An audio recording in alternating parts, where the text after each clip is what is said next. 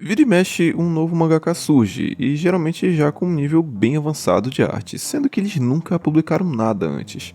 Mas como? Às vezes simplesmente já fizeram inúmeras tentativas até entrar numa revista, como a Shonen Jump, e acabaram adquirindo um nível técnico mais alto no processo. Ou simplesmente eles já trabalhavam no meio, porém não como mangakas, mas como assistentes. E sim, grande parte dos mangakas, principalmente de obras grandes, tem uma quantidade de assistentes que vai de 1 até o número que o autor da obra achar necessário. E nada melhor para aprendizado do que ver e participar de perto da criação de grandes obras, afinal, ganhando experiência e costume no processo, ele entende o que é ser um mangaka de verdade, o que leva vários desses assistentes a publicarem suas próprias obras, alguns até dando continuidade às obras que eles mesmos eram assistentes, como é o caso do Mikio Ikemoto, que continuou desenhando Naruto na forma de Boruto Next Generations, ou alguns autores que praticamente são mestres em transformar seus assistentes em mangakas, como o Tatsuki Fujimoto, que escreve Chainsaw Man, que durante sua carreira fez os seus assistentes criarem asas e fazerem obras como Spy Family de Gokuraku e Dandadan. Mas hoje eu queria te falar sobre um cara um pouquinho famoso que também é praticamente uma fábrica de artistas, Hirohiko Araki.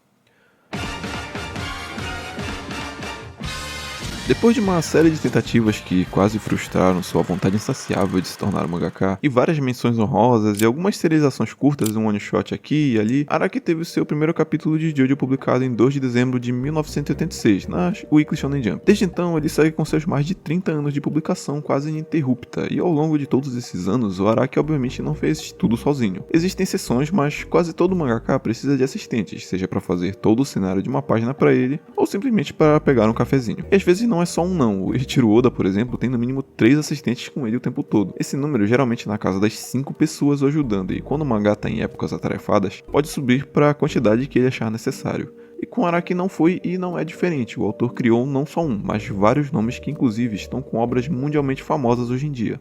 Mas a história dos assistentes do Araki vem antes mesmo de Jojo, até porque, apesar de ser a sua obra principal, ela não foi a primeira a ser serializada. Em 1982, Cool Shock BT, de autoria do Araki, foi serializado pela Jump e nos seus 6 capítulos, Yasuhiro Makino foi o primeiro assistente de Araki. Makino já trabalhava com a Jump há 2 anos e apesar dessa contratação não ter muitos detalhes, afinal faz bastante tempo que isso aconteceu, os assistentes geralmente são pessoas com conexões com o artista, que partilham do interesse do mesmo estilo, conhecidos dele ou quando não tem ninguém disponível, a própria editora arruma alguém ou algum freelancer é chamado mesmo. Os critérios são bem flexíveis e no geral só precisam atender às necessidades do mangaka em si. Apesar de ser um dos primeiros assistentes formais do Araki, afinal existem nomes de assistentes que nem mesmo vêm ao público e ficam só nos rumores, depois que deixou de ser assistente, Makino não teve nenhuma obra grande de renome. Apesar de sua carreira ser muito longa, se estendendo até os dias de hoje, com pequenas serializações e principalmente vários trabalhos na indústria da arte, Makino é um ilustrador respeitado, porém sempre em trabalhos de menor destaque que acabaram não trazendo tanta glória assim, estando ativo em suas redes até os dias de hoje no comando da Unilabo, o seu estúdio de arte.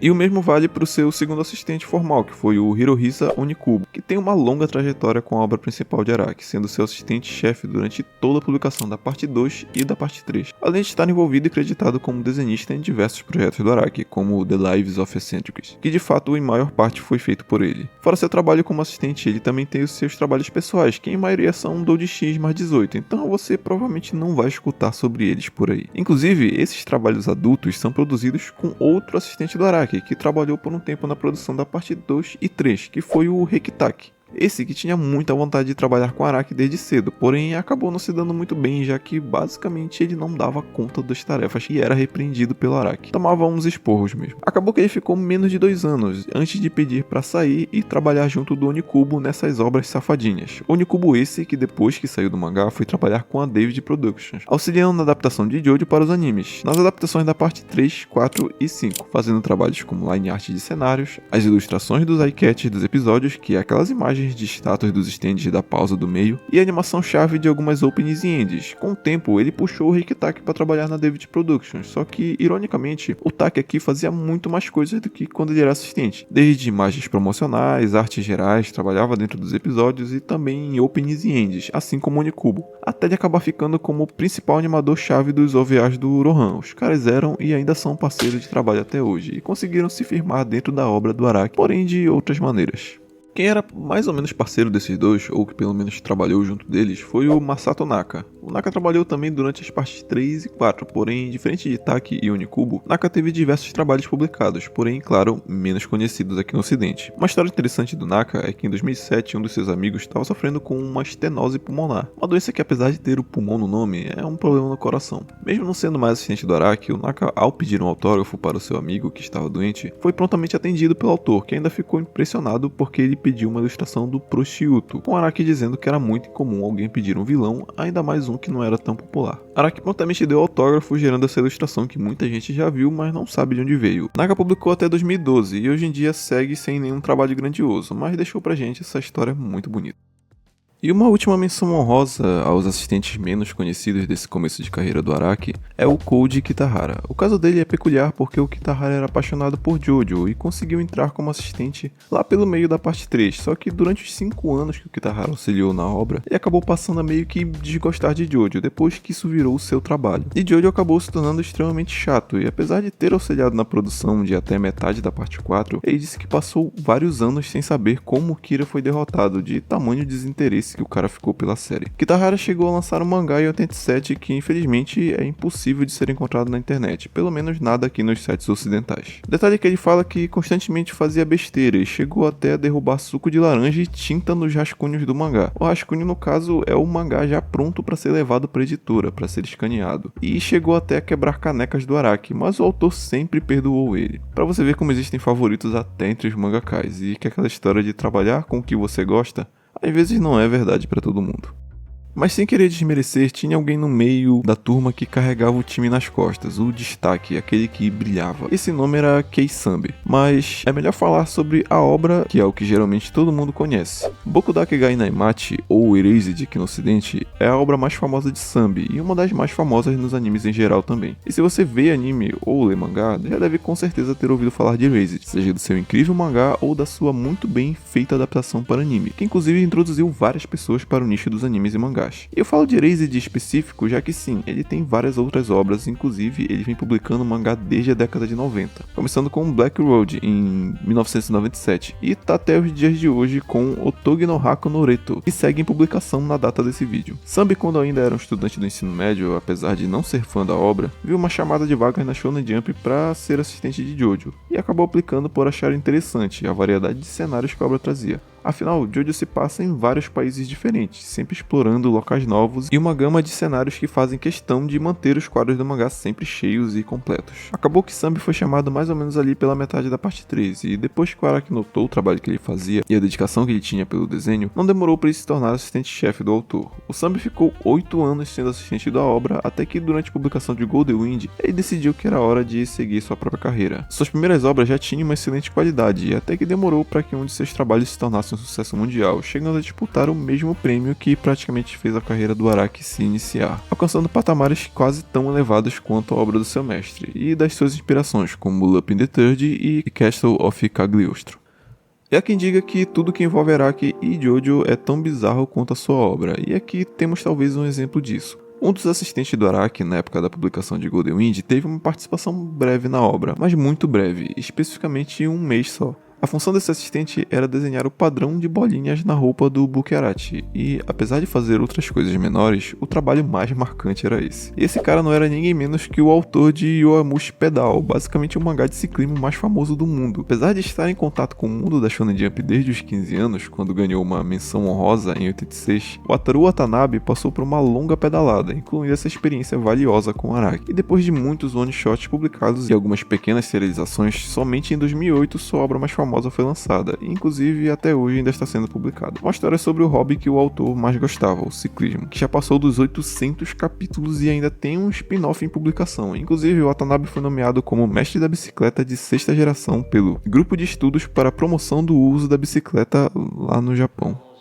Temos uma rápida menção a Tsuyoshi Nakamura, que passou 4 anos auxiliando Araki entre Stone Ocean e Stillborn Run, anos valiosos que contribuíram para que Nakamura se tornasse um assistente e ilustrador profissional. Afinal, ter em seu portfólio como patrão nada menos que um dos maiores nomes do mangá da atualidade, certamente tem um pouco de peso. Tsuyoshi hoje em dia faz outras artes, suas ilustrações chegam até em exibições de artes importantes lá no Japão, mas ele não foi muito pro lado do mangá e por isso provavelmente ninguém conhece ele por aqui.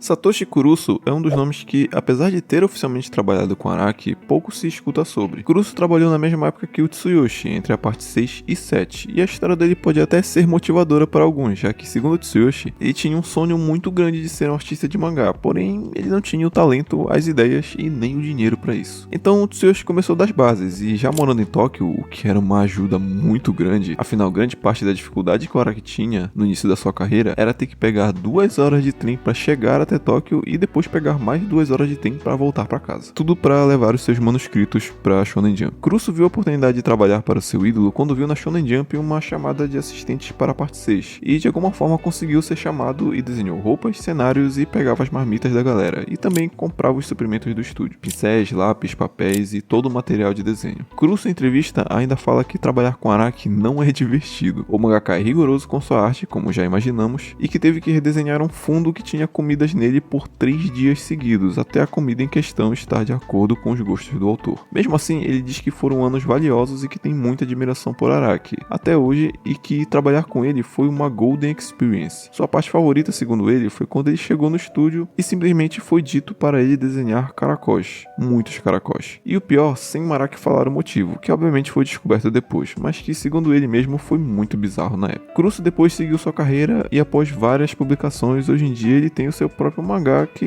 está sendo serializado, o Everyone Except Me is a Zombie, sendo publicado pela Yahoo Ebook Japan Service. No Twitter, ele posta alguns pequenos quadrinhos sobre o tempo que trabalhava com Araki, com o autor sempre ilustrado como uma sombra intimidadora, além de postar tutoriais de desenho e várias outras coisas bem interessantes. Dá pra imaginar que trabalhar com Araki deu um grande incentivo pro Kurusu ir atrás do seu sonho. Imagina a pressão em ter que desenhar a comida ideal ou um monte de caracóis sob a supervisão de um dos caras mais renomados do mundo.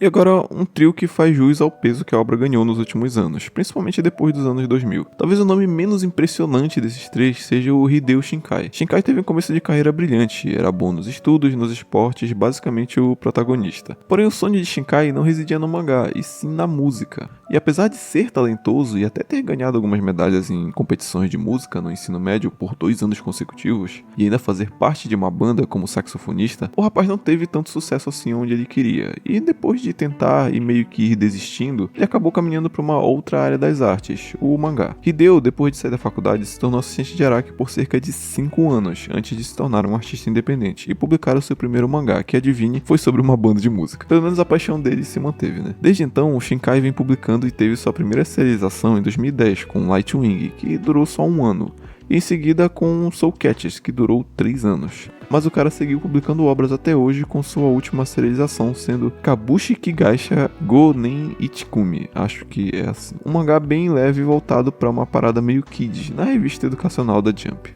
Junto dele, temos um nome que ganhou bastante relevância nos últimos anos, principalmente após a adaptação para anime da sua obra mais famosa, Summertime Rendering. Esse título foi a chave para que Yasuki Tanaka se consolidasse como um mangaka global, mas a sua trajetória começou bem antes disso, como assistente de Hirohiko Araki durante a serialização de Steel Ball Run. Curiosamente, o Tanaka não é o único ex-assistente de Araki que fez sucesso explorando narrativas envolvendo viagem no tempo. Porém, Summertime Rendering não foi a única obra de Tanaka. Depois de deixar a Lucky Land Communications em 2003, ele iniciou sua própria jornada autoral com Baku. Após isso, o Tanaka publicou muitas outras obras e serializações curtas até chegar na sua obra de destaque. E mesmo com o fim da serialização de Summertime Rendering em 2021, o Tanaka permaneceu ativo no mercado. Atualmente ele segue publicando Ghost Fixers, um título que tem apresentado um bom desempenho em vendas e mantém sua presença forte na indústria. E junto desse trio temos mais um nome de destaque que talvez vocês conheçam. Hiroshi Shibashi é um grande amigo de Yasuki Tanaka, que inclusive frequentemente menciona seu colega em entrevistas e homenagens. Além disso, os dois chegaram a inserir referências e até personagens de um no trabalho do outro, criando uma espécie de crossover entre amigos. Assim como Tanaka, Shibashi também trabalhou como assistente de Araki durante a serialização de Steel Ball Run e durou até 2002, quando publicou seu primeiro trabalho, Aramato, um one-shot lançado na revista Business Jump. Desde então, Shibashi publicou diversas obras pela Shueisha, até que finalmente conseguiu sua primeira série na Weekly Shonen Jump, Nura, The Rise of Yokai Clan, que foi serializado entre 2008 e 2012, mas sua carreira não parou por aí. Ele continuou lançando one-shots e, em 2014, conseguiu uma nova serialização com Illegal Hair, que durou 29 capítulos. Mais tarde, em 2019, publicou Yui Kamio Let's Lose, e seu trabalho mais recente, Iwamoto Senpai no Suisen, segue sendo publicado até hoje. Talvez você não esteja tão familiarizado com esses títulos, já que no Japão os gostos e preferências do público nem sempre coincidem com os do ocidente. Ainda assim, Shibashi continua sendo um nome relevante na indústria, mantendo um público ao longo dos anos. Kunihiro Watanabe, ou Jodai como se apresenta, é o último assistente que oficialmente temos conhecimento público. Jodai é um fotógrafo, ilustrador e artista de mangá que, em 2010, no finalzinho de Steel Ball Run, começou a trabalhar com Araki e pegou toda a publicação de Jojo Leon. Durante os 8 anos que trabalhou com Araki, Jodai deixou seu nome por todo o mangá, com pequenas assinaturas quase imperceptíveis do seu nome artístico, um ato que meio que diferencia o artista dos outros assistentes que deixavam seu trabalho mesclado ali no meio do mangá. Não sabemos se ele tem algum tipo de permissão especial do Araki, já que é difícil achar que os outros assistentes não tivessem pensado nisso, já que assinar suas autorias é uma característica bem comum entre criadores de arte. Jodai inclusive falou que não gostou nem um pouco do trabalho como assistente, já que o cargo envolve desenhar, apagar, redesenhar, apagar, ajustar, apagar, até ficar no padrão do Araki, que, como vocês devem imaginar, deve ser ligeiramente alto. Jodai segue trabalhando fazendo ilustrações e posta em seu Instagram até os dias de hoje, provavelmente precisando consertar seus trabalhos bem menos do que quando trabalhava em Jojo Leon.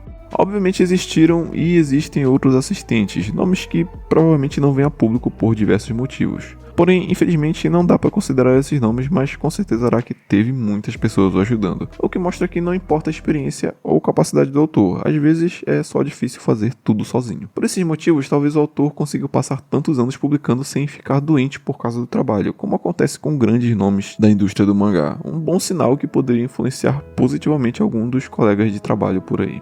E esse foi o primeiro vídeo aqui do canal. Se você gostou do conteúdo, considere deixar um like, se puder, se inscreva. Dá uma passada nas nossas outras redes para ver o nosso conteúdo lá, tem muita coisa de Jojo. E muito obrigado e tchau.